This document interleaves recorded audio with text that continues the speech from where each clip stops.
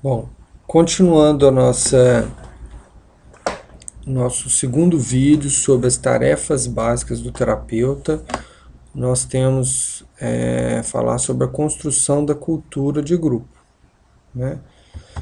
Quem constrói, como já disse, é o terapeuta, e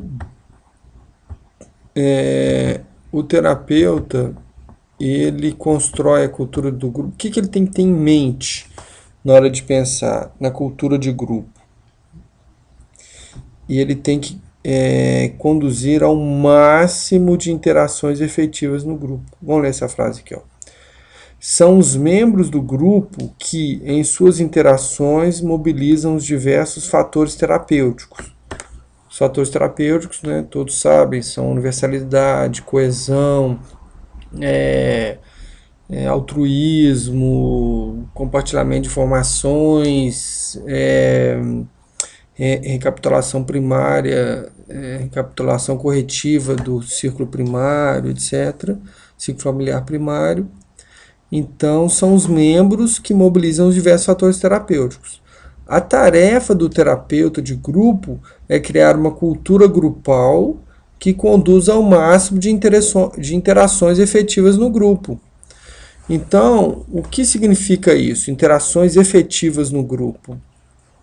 Olha, o grupo pode passar uma sessão inteira falando coisas ou dizendo coisas que não são interações efetivas. Um paciente pode passar várias sessões de grupo escondendo alguma coisa importante para ele, não sendo espontâneo, não sendo honesto, né? Então, o terapeuta de grupo tem que ter um máximo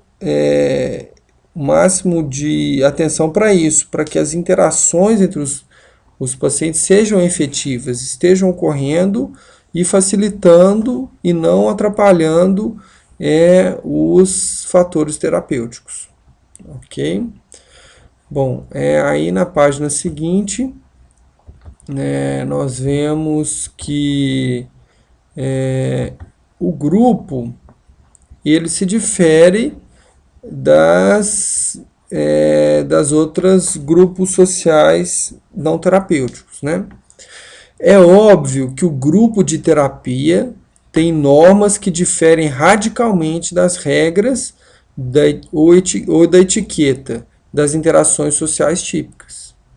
Ao contrário de quase todos os outros tipos de grupo, os membros devem se sentir livres para comentar sentimentos imediatos que experimentam para com o grupo, para com os outros membros e para com o terapeuta. Essas duas palavrinhas são importantíssimas. A honestidade e a espontaneidade de expressão devem ser estimuladas no grupo. Então, vamos analisar isso aqui.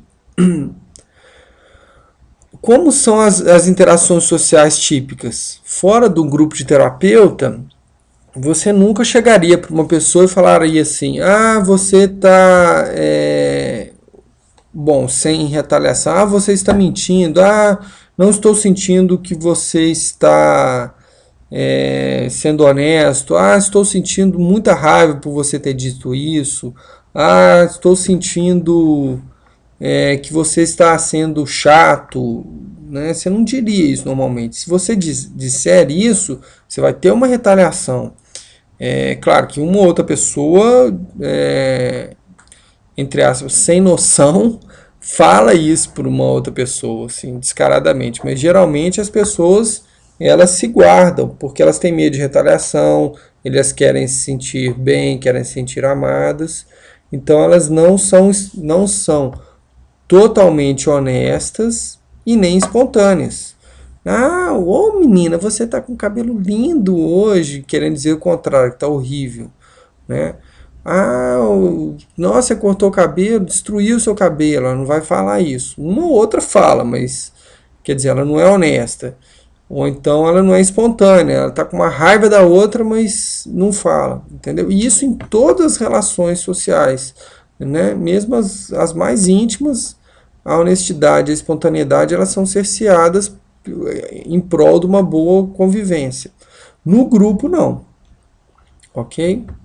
Bom, seguindo aqui, a gente vê que as vias de interação do grupo devem se parecer com o primeiro diagrama e não com o segundo, no qual as comunicações ocorrem principalmente por meio do terapeuta. Vamos ver os diagramas. Aqui estão eles. Então, o grupo de terapia tem que ser assim, igual um diamante, não igual um asterisco. Tem que ter um membro comunicando com outro membro, comunicando com outro membro, comunicando com o terapeuta comunicando com outro membro com esse outro membro, e assim vai. Num esquema de diamante, não no esquema no qual um membro comunica com o terapeuta, que comunica com outro membro, que comunica com o terapeuta, que comunica com outro membro, que comunica com o terapeuta, ok? Então, a gente tem que tentar fazer com que isso ocorra nos nossos grupos, né? Bom, continuando, a gente vê que ele diz uma coisa interessante aqui sobre algumas normas que são desabilitantes no grupo. Ok, aqui ó. As observações sistemáticas de grupos de terapia, quer dizer, pesquisa, revelam que muitos estão sobrecarregados com normas debilitantes. Por exemplo, um grupo pode valorizar bastante a catarse hostil, que não produz sentimentos positivos. Outro pode desenvolver um formato de alternar a vez, no qual os membros escrevem seus problemas em sequência para o grupo. Isso é muito comum, esse erro. E o outro pode ter normas que não permitam que os membros questionem o desafio terapeuta. Então, esses são 3 exemplos de normas que são debilitantes, não favorecem as interações efetivas. Vamos ver, por exemplo, o que seria isso? Um grupo que valoriza a catarse hostil. Ah, a pessoa foi lá e está xingando o outro chefe, xingando e com raiva e falando mal e tal, e as pessoas apoiando aquilo. Está gerando sentimentos negativos. Não é uma norma boa. Tem que tentar desconstruir isso. Um outro grupo pode desenvolver um formato de alternar a vez. O que seria a vez? Ah, hoje é minha vez de falar. Aí passa no outro dia, na outra sessão, agora é minha outra vez de falar. Ah, passa outra pessoa, agora é minha vez de falar meu problema. Isso também não ajuda na terapia de grupo. E o outro seria uma norma que não permita que os membros questionem o desafio terapeuta. Então, com certeza, no decorrer da terapia, um membro do grupo vai falar assim: ah, mas a medicina não funciona, a medicina é uma porcaria, esse grupo não está bem. Ou então pode ser até mais direto: ó, você é terapeuta, não sabe nada, você não viu isso, que ela está assim, que ela está assado, ou você errou em tal coisa. E o terapeuta, nesse momento que ele é desafiado, se ele fechar a cara, brigar,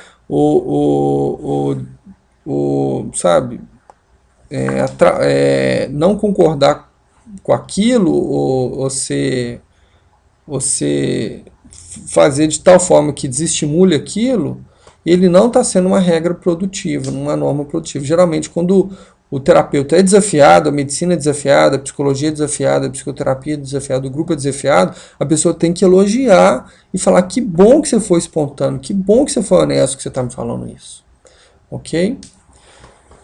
Bom, então falei um pouquinho sobre isso. Lembre-se que abaixo aí no YouTube tem um link com as perguntas sobre esse pequeno vídeo. Agora nós vamos, se vocês tiverem tempo, vamos ver o vídeo 3 sobre esse assunto. Um abraço, até mais.